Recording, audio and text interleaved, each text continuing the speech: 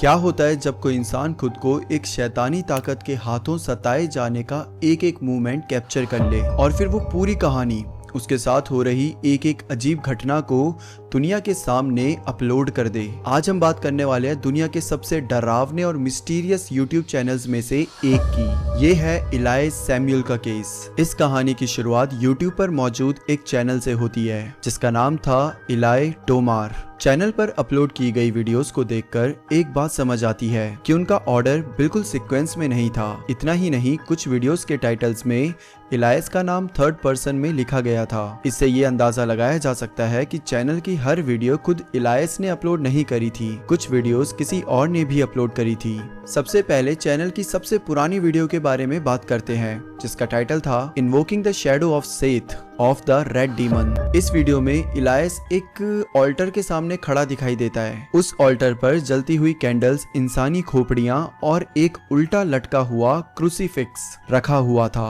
वो लगातार किसी शब्दों का उच्चारण कर रहा था जैसे मानो किसी रिचुअल को परफॉर्म कर रहा हो। sobre todo tener experiencia en este ramo, claro, bueno। लेकिन कुछ ही देर बाद एहसास होता है कि ये कोई नॉर्मल रिचुअल नहीं है। वीडियो के दौरान आसपास रखी चीजें अपने आप हिलने लगती हैं। हैरानी की बात ये थी कि एलाइस के लिए ये सब बिल्कुल आम बात थी। उसके चेहरे पर ना डर था और ना ही घबराहट, जैसे उसके लिए ये सब चीजें रोज की बात हो। इस वीडियो का मकसद सिर्फ ये दिखाना था कि रिचुअल कैसे परफॉर्म किया जाता है, लेकिन उस समय किसी को नहीं पता था कि इस वीडियो से कुछ बहुत ही खौफनाक चीज शुरू होने वाली थी।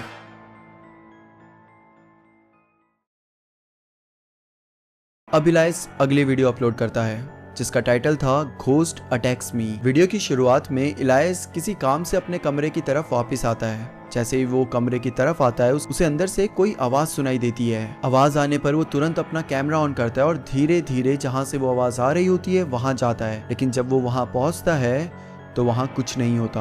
कमरे में पहुंचकर जो सबसे पहला वो काम करता है वो अपने बेड के ऊपर रखे हुए हरे रंग का एम्यूलेट को उठाकर दूसरी जगह रख देता है। फिलहाल के लिए ये एम्यूलेट उतना ज्यादा इंपॉर्टेंट नहीं लगता, लेकिन आगे चलकर इसी एम्यूलेट का पूरी कहानी से गहरा कनेक्शन सामने आता है। अभी आप इस एम्यूलेट को याद रखना क्योंकि आने वाली वीडियोस में ये बार बार आपको दिखाई देगा। जब इलायस अपने कमरे की अच्छी तरीके से तलाशी लेना शुरू करता है तो उसे लगातार एक अजीब सा एहसास होता है जैसे कमरे में उसके अलावा कोई और भी मौजूद हो। और कुछ ही पल बाद उसे समझ आ जाता है कि शायद उसका ये एहसास गलत नहीं था। अचानक उसके आसपास अजीब सी हरकतें शुरू हो जाती है। इलायस कुछ समझ ही नहीं पाता और कैमरा के सामने घबराहट में अजीब अजीब बातें बोलने लगता है। उसकी बातों से साफ समझ आ रहा था कि वो किसी चीज का सामना कर रहा है जिसको वो खुद भी समझ नहीं पा रहा। लेकिन ये सब तो सिर्फ शुरुआत थी। इसके तुरंत बाद चैनल में एक और वीडियो अपलोड होती है जिसका नाम था मैनिफेस्टेशन। इस वीडियो में हम इलायस को उसके ऑफिस में देखते हैं जहाँ वो काम कर रहा होता है।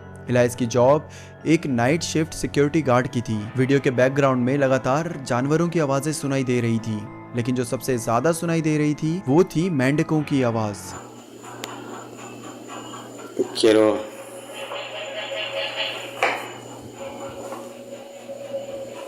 इलायस बताता है कि उसने कैमरा इसलिए ऑन करा है क्योंकि उसे लगातार पीछे से किसी बच्चे के रोने की आवाज आ रही है और वो बस देखना चाहता है कि आवाज कहाँ से आ रही है। लेकिन वो फ्रॉग्स की और जानवरों की आवाज इतनी लाउड थी कि उसे ढंग से पता ही नहीं चल पा रहा था कि ये आवाज जो बच्चे की रोने की आवाज है कहाँ से आ रही है। और कुछ ही देर बाद इलायस को समझ आ जाता है कि वो इस बिल्डिंग में अकेला नहीं है। पेट्रोलिंग के दौरान अचानक एक ब्रेड का टुकड़ा अपने आप नीचे गिर जाता है। इलायस तुरंत उस तरफ देखता है और उसे लगता है कि कमरे के पिछले हिस्से में बनी सीढ़ियों के पास कोई खड़ा है। वो उस शैडो को देख तो लेता है लेकिन उसके पास जाने की हिम्मत नहीं जुटा पाता। जैसे जैसे वीडियो आगे बढ़ती है इलायस की घबराहट भी बढ़ने लगती है। वो कैमरे के थ्रू अपनी ऑडियंस से बात करते हुए कहता है कि अगर किसी को भी वीडियो में कुछ भी अजीब लगे तो प्लीज कमेंट करके जरूर बताना। और यहीं पर इलायस के बिहेवियर में एक बहुत बड़ा बदलाव देखने को मिलता है। पहली वीडियो में जब वो डीमन को इन्वोक कर रहा था और ऑल्टर अपने आप हिल रहा था तब भी उसके चेहरे पर कोई डर नहीं था। दूसरी वीडियो में भी वो सिर्फ थोड़ा सरप्राइज हुआ था, लेकिन इस बार सब कुछ अलग था। इस वीडियो में इलायस सच में डरा हुआ लग रहा था। उसकी आवाज कांप रही थी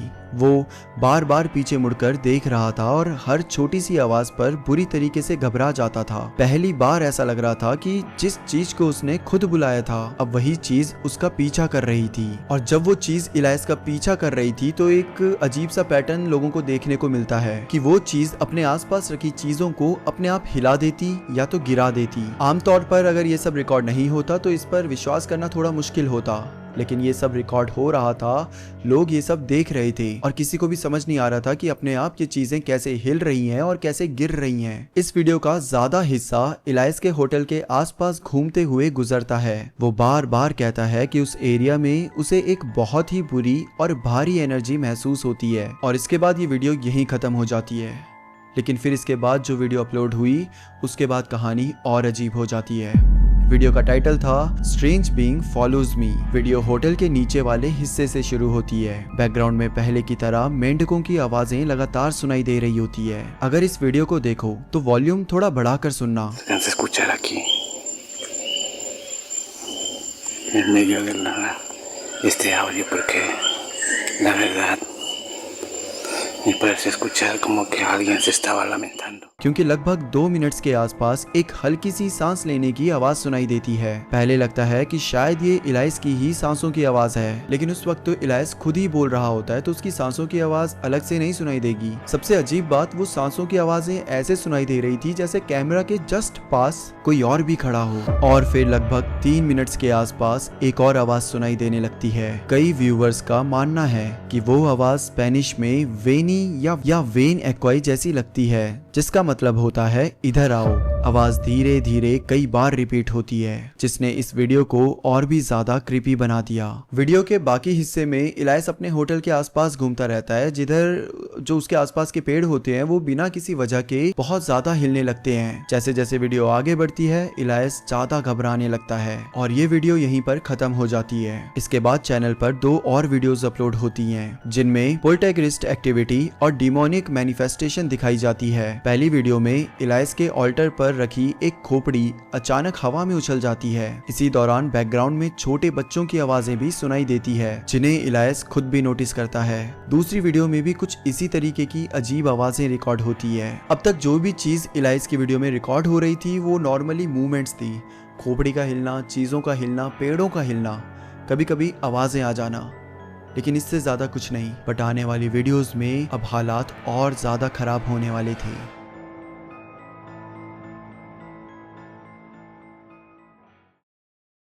अगली एक वीडियो जो इलाइस अपलोड करता है उसमें एक कुर्सी होती है जो अपने आप हिल रही होती है, लेकिन उसके बाद अपलोड होती है एक वीडियो जिसका टाइटल था डीमन आंसर्स मी। एक बार फिर इलाइस अपनी नाइट शिफ्ट के दौरान होटल के उसी हिस्से में खड़ा होता है। वो बताता है कि उसने किसी इंसान जैसे फिगर को सीढ़ियां चढ़ते हुए देखा था। सिक्योरिटी की नौकरी करता है तो उसकी एक रिस्पॉन्सिबिलिटी भी होती है। वो बोलता है कि मैं अब उसके पीछे जाऊंगा और उसे फॉलो करूंगा। अब जैसे ही वो सीढ़ियों के ऊपर पहुंचता है उसे किसी के कदमों की आवाज अपनी तरफ आती हुई सुनाई देती है और फिर पहली बार ऐसा होता है कि वो एंटिटी इलाइस की बातों का जवाब देते हुए दिखती है। हालांकि आवाज ज्यादा क्लियर नहीं थी, लेकिन ये पहले की आवाजों से काफी अलग लग रही थी। कुछ लोगों का कहना था कि वो किसी बकरी की आवाज जैसी लगती है, जबकि कुछ लोगों को उसमें इंसानी लफ्ज सुनाई दिए। जो भी था, उस पल के बाद इलाइस पूरी तरीके से घबरा गया और कैमरा लेकर वहां से भाग निकला।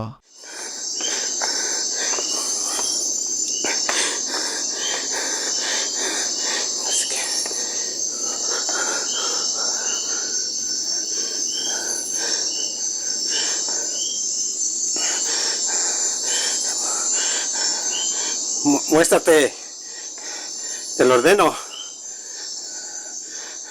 अगली वीडियो में इलाइस फोन को जमीन पर रखता है और सीधा अपनी ऑडियंस से बात करता है। वो बताता है कि उसने बहुत से लोगों से हेल्प मांगने की कोशिश करी, लेकिन किसी ने भी उसकी हेल्प नहीं करी। ये जो सब उसके साथ हो रहा है उसकी वजह से वो ढंग से सो भी नहीं पा रहा और उसकी हालत दिन ब दिन खराब होती जा रही है। अब जो ऑडियंस होती है वो इलाइस को सलाह देती है कि वो किसी ऐसे रिचुअल या किसी ऐसे स्पेल के बारे में स्टडी करे जिससे वो ये सारी चीजें सही कर सके। इलाइस का कहना था कि शायद उसकी पुरानी किताब में इन सब का सॉल्यूशन लिखा होगा, जिसके बारे में हम आगे बात करेंगे। और रही बात ऑडियंस की वो रिचुअल परफॉर्म करने वाली, तो इलाइस उस पर सीधा मना कर देता है। वो कहता है मैं और रिस्क नहीं ले सकता, अगर मैं रिचुअल और ज़्यादा परफॉर्म करूंगा तो हो सकता है वो और ज़्यादा एंटिटी मेरे ऊपर आ जाए। बहुत से लोग उसे पागल कह रहे थे, लेकिन इलायस बार बार कहता था कि जो कुछ भी उसके साथ हो रहा है वो उसके लिए बिल्कुल हकीकत है। रिकॉर्डिंग के वक्त उसकी हालत इतनी खराब हो चुकी थी कि कई बार उसे होश ही नहीं रहता था और वो अचानक बेहोश हो जाता था। ये और भी डेंजरस इसलिए था क्योंकि वो घर में बिल्कुल अकेला रहता था। इलायस मानता था कि ये सब उसी की गलती का नतीजा है। पहले उसे लगता था कि डीमंस और पोजेशन जैसी चीजें सिर्फ हॉरर मूवीज में होती हैं, लेकिन अब वो खुद उसी नाइटमेयर का हिस्सा बन चुका था। अब इसी वीडियो के दौरान अचानक से इलायस का बिहेवियर पूरी तरीके से बदल जाता है। कुछ देर के लिए ऐसा लगता है जैसे इलायस के खुद के शरीर के ऊपर इलायस का कंट्रोल ही ना हो।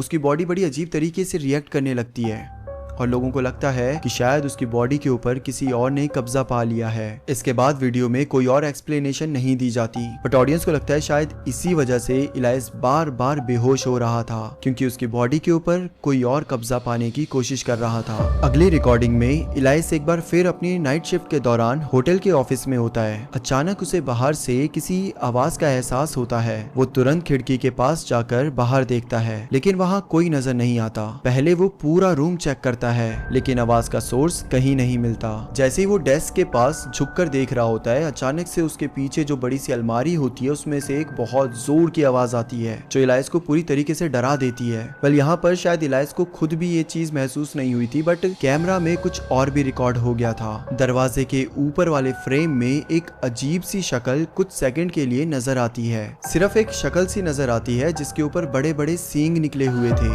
ये पहली बार था जब ऑडियंस को एंटिटी नजर आ रही थी और ये आखिरी बार बिल्कुल नहीं था। अगली वीडियो में भी इलायस किसी अनजान आवाज का पीछा कर रहा होता है। शुरू के कुछ मिनट्स बिल्कुल नॉर्मल गुजरते हैं, लेकिन अचानक दूसरे हिस्से में कुछ ऐसा होता है जिसने सबको डरा दिया। इलायस इतना घबरा जाता है जितना हमने उसे पहले कभी नहीं देखा था। वो चिल्लाता हुआ वहाँ से भागता है। हैरानी की बात ये थी कि कुछ देर बाद वो हिम्मत करके दोबारा उसी जगह लौटकर चेक भी करता है, लेकिन इस बार वहाँ कुछ भी नहीं होता। वो एंटिटी जैसे हवा में गायब हो चुकी हो। अब तक इलायस उस डीमन का सर कैमरा में देख चुका था और उसके कदमों की आवाज भी सुन चुका था, और अब इलायस डिसाइड करता है कि अब वो कैमरा यहीं छोड़ देगा और फिर देखता है कि आखिर क्या रिकॉर्ड होता है। वो लाइट्स ऑन करता है और अपनी ऑडियंस को वो छोटा सा एरिया दिखाता है जहाँ पहली बार उसने डीमन को देखा था। जगह बहुत छोटी थी और सारे दरवाजे बंद थे। फिर इलायस कैमरे को सीढ़ियों के ऊपर रख कर वहां से चला जाता है। इसके बाद 10 मिनट तक रिकॉर्डिंग चलती है। पूरे टाइम कुछ भी नहीं होता, लेकिन एक पल ऐसा आता है जब कैमरा में कुछ ऐसा रिकॉर्ड होता है जिसने इसको इस पूरे चैनल की सबसे डरावनी वीडियो बना दिया। अब चाहे ये वीडियो असली हो या फेक, लेकिन देखने में ये वीडियो बहुत डरावनी लगती है। सबसे कन्विंसिंग बात ये थी कि इलायस ने रिकॉर्डिंग शुरू करने से पहले उस पूरी जगह को बिना किसी कट के ऑडियंस को दिखाया था। कैमरा कई बार उसी कोने की तरफ घूमता है जहां बाद में वो एंटिटी नजर आती है। इस वजह से लोगों के लिए ये मानना मुश्किल था कि कोई आदमी छुपकर आखिरी सेकंड में वहां आ गया होगा। अब तक हम इलायस के साथ हो रही ये सारी घटनाएं देख रहे थे। वीडियो में कमेंट्स में लोग भी इसी के बारे में बात कर रहे थे, लेकिन सबसे बड़ा सवाल यहाँ पे ये आता है कि इन सब चीजों की शुरुआत हुई कैसे थी, और इसका जवाब हमें इलायस की पुरानी जिंदगी में मिलता है। इलायस एक गांव के इलाके से बिलोंग करता था। एक दिन उसे एक पुरानी जमीन साफ करने और वहां लगे पुराने फेंस पोस्ट बदलने का काम मिलता है। उस वक्त उसे बिल्कुल अंदाजा नहीं था कि इसी काम के दौरान उसकी जिंदगी हमेशा के लिए बदलने वाली थी। जब इलायस नया फेंस पोस्ट लगाने के लिए जमीन खोद रहा था, तब उसका फावड़ा किसी सख्त चीज से टकरा जाता है। पहले उसे लगा कि शायद ये लोहे का कोई टुकड़ा होगा, लेकिन जब उसने उसे बाहर निकाला तब उसके हाथ में पतली शीट मेटल से बना एक छोटा सा बॉक्स था, और जब उसने उस बॉक्स को खोला तो उसके अंदर एक किताब थी। उस किताब में कोई टाइटल नहीं था, बस उस किताब के ऊपर किसी जानवर की चमड़ी का टुकड़ा रखा हुआ था। इलायस का ज्यादा ध्यान उस जानवर की चमड़ी पर जाता नहीं है। इनफैक्ट उसका ध्यान जाता है उसी के पास रखे कपड़े के एक छोटे से बैग पर। वो जब उस बैग को खोलता है तो उसके अंदर भी एक लेदर का टुकड़ा होता है और उस पर लिखा होता है कि अगर कोई भी इंसान इस किताब को पढ़ेगा तो उसे साथ में ये एमुलेट का टुकड़े को पहनना पड़ेगा, और एक बार पहनने के बाद वो और एमुलेट का टुकड़ा कभी भी एक दूसरे से अलग नहीं हो पाएंगे। इलायस ने इस वार्निंग को सीरियसली नहीं लिया। वो उस डब्बे को अपने साथ अपने घर ले आया और 3 साल तक वो डब्बा उसके घर में पड़ा रहा। अब एक दिन ऐसे ही साफ सफाई करते वक्त इलायस का वापस से ध्यान उस डब्बे पर जाता है।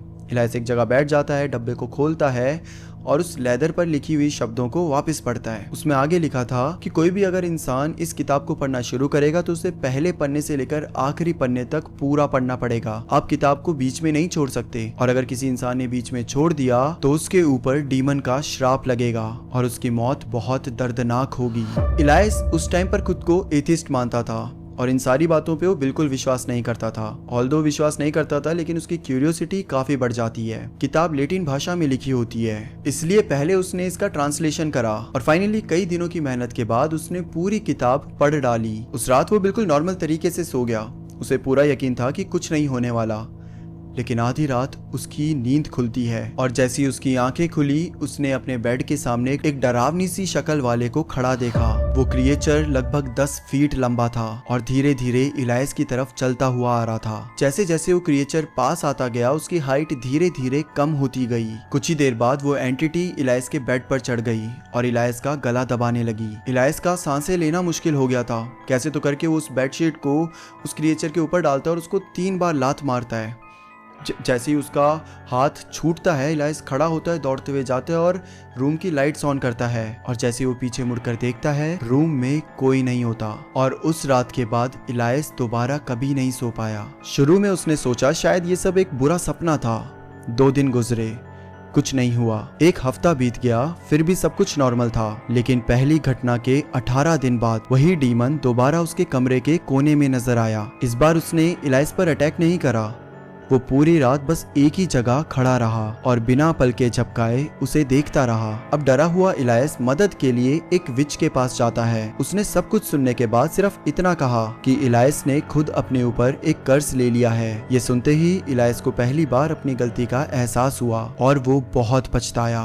उस दिन के बाद इलायस की हालत और खराब होने लगी। दिन हो या रात उसके सर में, उसके दिमाग में हमेशा आवाजें गूंजती रहती और वो आवाजें उसे बार बार एक ही बात कहती थी, जो शुरू किया है उसे खत्म करो, किताब का इस्तेमाल करो, रिचुअल कंप्लीट करो और पावर को हासिल करो। शुरू में इलायस ने उन आवाजों को इग्नोर करने की कोशिश करी। वो कोई भी रिस्क नहीं लेना चाहता था, लेकिन धीरे धीरे आवाजें और लाउड होती गई और इलायस उन आवाजों के सामने टूटने लगा। इलायस के मुताबिक उस रिचुअल को पूरा करने के लिए एक पैक्ट करना जरूरी था और उस पैक्ट की सबसे बड़ी शर्त थी एक सोल की कुर्बानी। और इलायस का कहना था कि उसने अपने ही पिता की सोल उस पैक्ट के बदले दे दी। इसके बाद इलायस को कहा गया कि उसे एक डीमन को दुनिया में आजाद करना है। बदले में उसे ताकत और तरह तरह की मदद देने का वादा किया, लेकिन सब कुछ उल्टा हो गया। इलायस के मुताबिक रिचुअल के बाद एक पोर्टल खुल गया और उसी दिन से अलग अलग एंटिटीज उस पर हमला करने लगी। अभी तक हमने उसके चैनल की कुछ ही वीडियोस देखी है।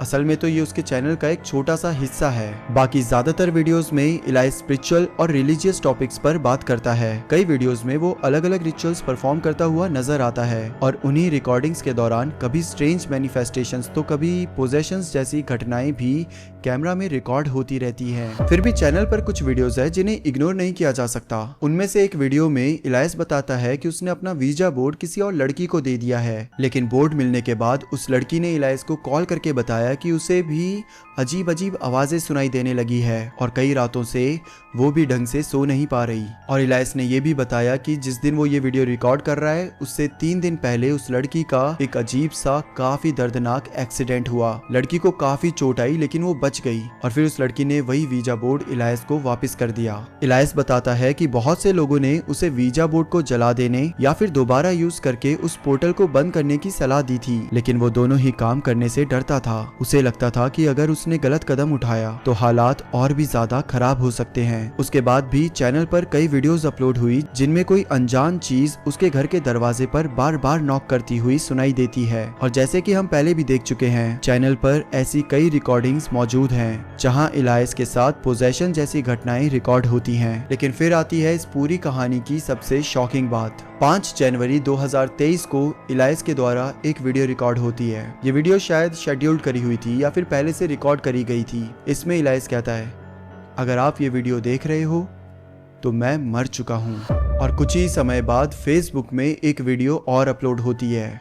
इस बार उसमें इलायस नहीं होता बल्कि उसका फ्यूनरल दिखाया जाता है। बताया जाता है कि इलायस 7 दिसंबर 2022 को एक जंगल में गया था। उसका कहना था कि वो वहाँ पे एक रिचुअल परफॉर्म करके उस एंटिटी को सील करने की कोशिश करेगा, लेकिन जिस दिन वो जंगल गया उसके बाद वो कभी भी वापस नहीं आया और उसके परिवार वालों को 17 दिसंबर 2022 को इलाइस की बॉडी मिलती है। रिपोर्ट्स के मुताबिक उसकी एक आंख गायब थी और इसके अलावा क्या हुआ था इसकी कोई भी ऑफिशियल एक्सप्लेनेशन सामने नहीं आई और इसी तरीके से इलाइस सैमुअल की कहानी यहीं पर खत्म हो जाती है। हैरानी की बात यह है कि उसकी मौत के बाद भी उसका यूट्यूब चैनल पूरी तरीके से इनएक्टिव नहीं हुआ। उसका एक क्लोज फ्रेंड आज भी उसकी बची हुई वीडियोस अपलोड करता रहता है। अब इस कहानी को चाहे आप असली मानो या फिर कोई इंटरनेट हॉरर, एक बात जरूर सामने आती है। इलाइस के मुताबिक उसने खुद एक डीमन को समन किया, उसके साथ पैक्ट किया और उसी फैसले ने धीरे धीरे उसकी पूरी जिंदगी तबाह कर दी। और अगर उसकी बातों पर यकीन किया जाए तो जैसा उस किताब में लिखा था, इलाइस की मौत बहुत दर्दनाक हुई और आज भी इस दुनिया में वो किताब कहीं ना कहीं पड़ी हुई है और उस किताब का अगला शिकार कौन होगा